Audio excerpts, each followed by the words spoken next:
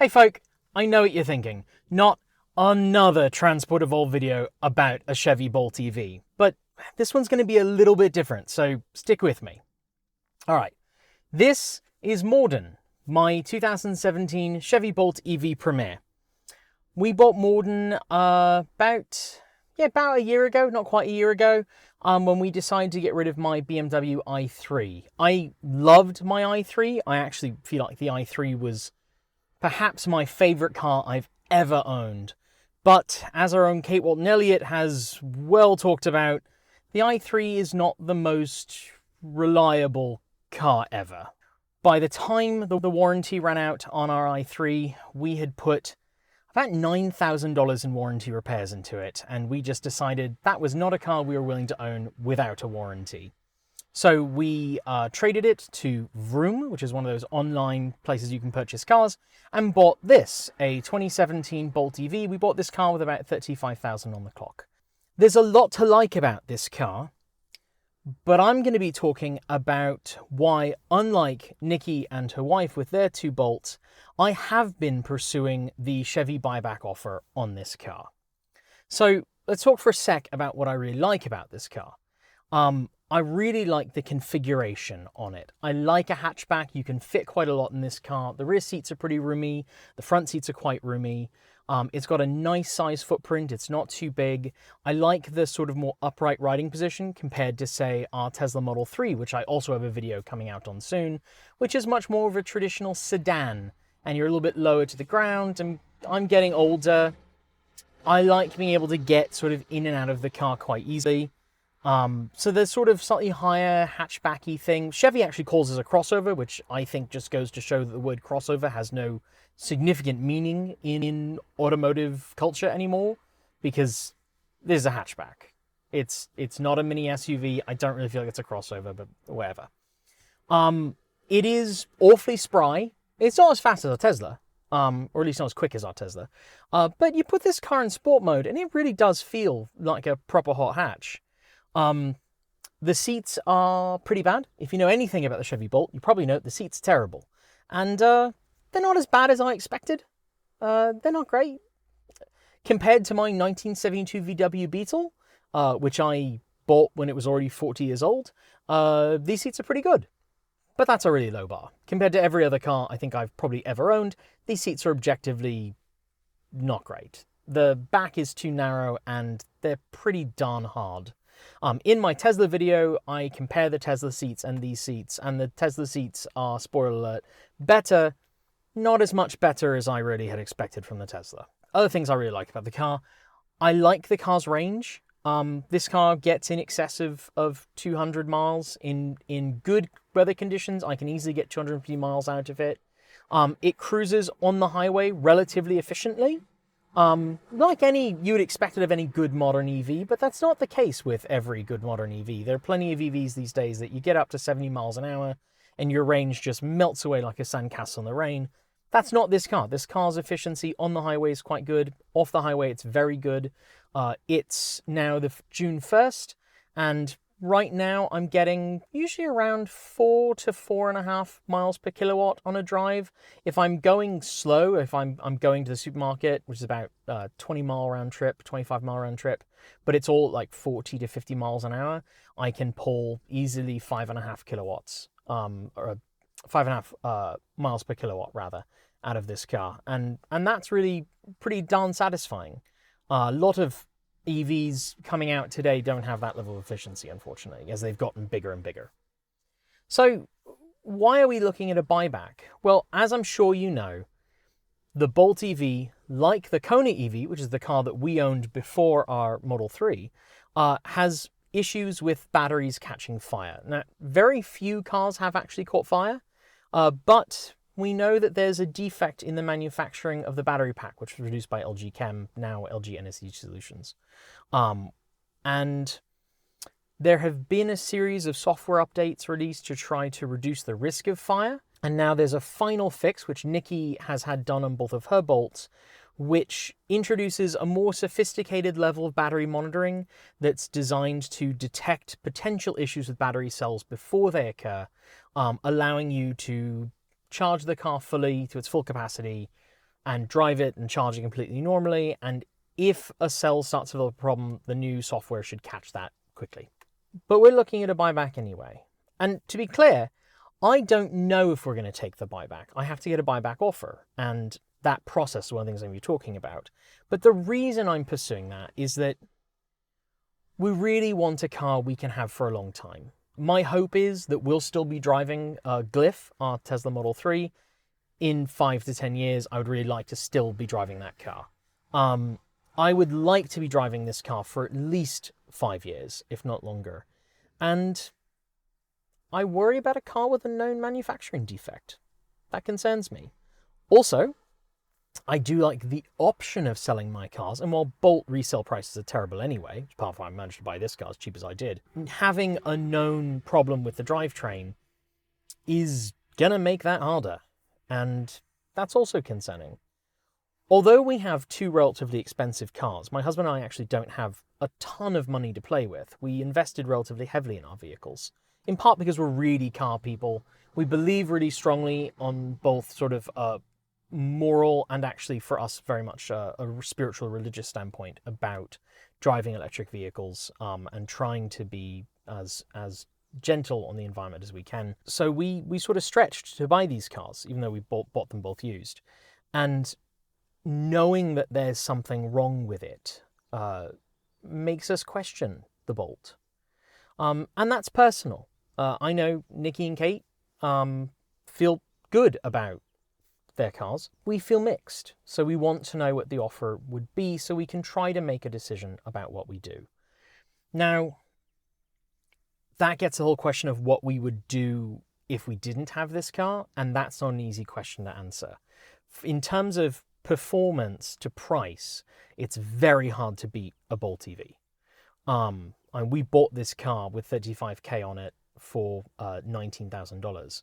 And there's just not a lot you can buy with anywhere near this kind of range and sort of this level of comfort and performance for that kind of price on the used market. There just isn't. $19,000 will buy you a Chevy Volt with a V. It'll buy you a VW e-Golf, which has not a lot of range. It gets you close-ish with incentives to a brand new Mini E, but that also has 115 miles of range. The Gen 2 Nissan Leafs, if you want the longer range package, you're going to be paying more than that. So it's a tough decision. So how did we go about pursuing a buyback? What we did was I called the Chevrolet EV concierge line and explained that I had a Chevy Bolt and that I wanted to start pursuing a buyback process. That was very easy. They connected me with someone who would handle the decision about whether or not I was eligible for a buyback. And then I had to produce a lot of documentation. So I had to deliver copies of my title. We own this car outright, so it was the title. Otherwise, it would have been lien holder paperwork. All the original bill of sale information, photos of the car, the odometer readings. I had to disclose if the car had an accident history, that sort of thing. And then that process took several weeks. And at the end of those several weeks, I was approved for a buyback for the car. But that's only half the process.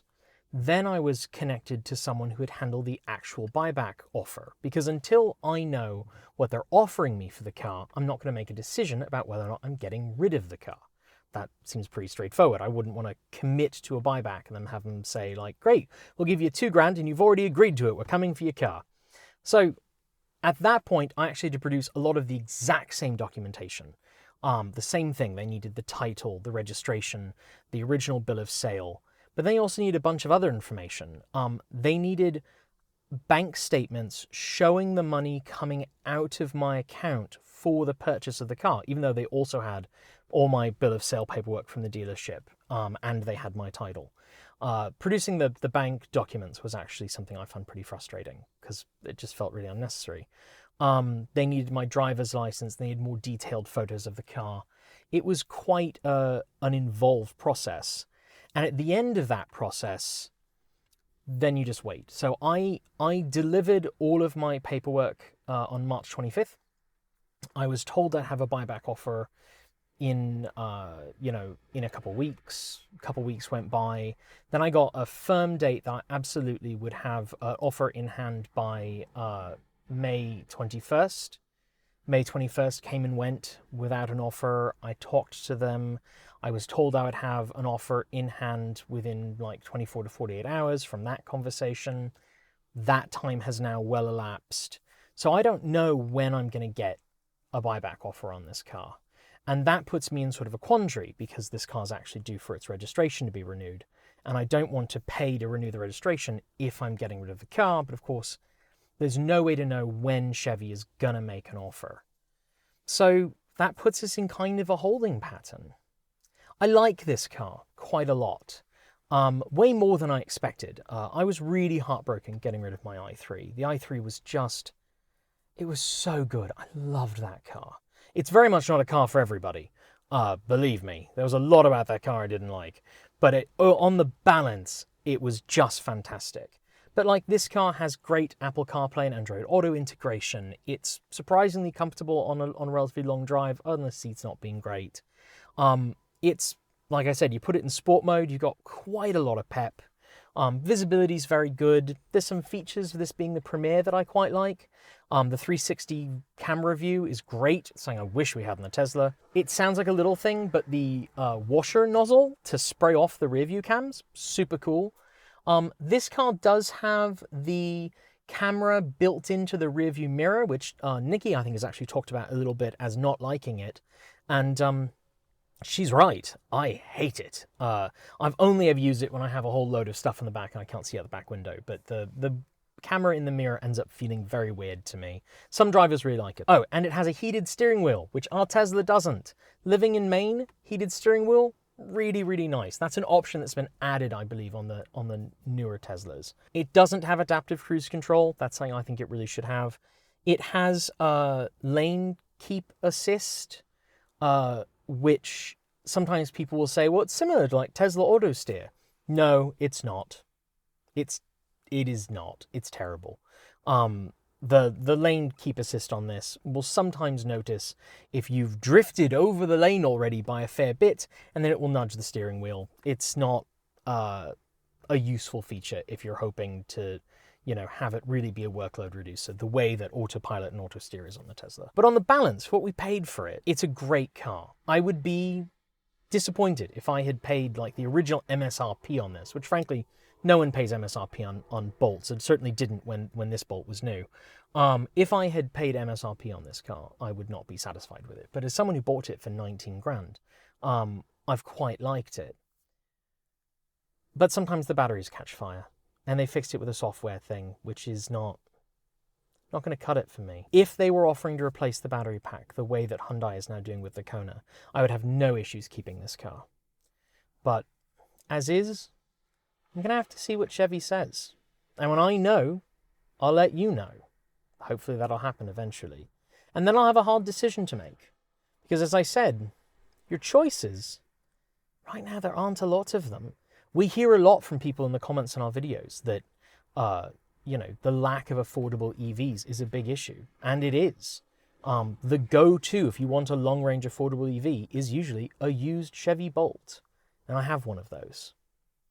And I just don't know if I'm going to keep it. That's it for today. As always, special thanks to the folks on my right for being our $15 to $49 a month Patreon supporters. Special thanks to our $50 a month patrons, Anonymous Freak, Regine Fellows, Gordon C., Paul Conway, Laura Sanborn, Anthony Coates, Denny Hyde, Sean Ueda, and Tez on the Gong. And our deepest gratitude to our $100 a month Patreon supporters, John Lyons, Marcel Ward, Reggie Watts, JP Fagerback, Will Graylin, and Ian. If you'd like to join the ranks of our wonderful supporters, you'll find links below to our Patreon, Bitcoin, and Ko-fi. You can always chat with the team and other Transport Evolved fans over on our Discord. And if you'd like to buy some TE swag, just head over to Redbubble store, where you'll find our new Pride merchandise for June. Thanks for joining me, and as always, keep evolving!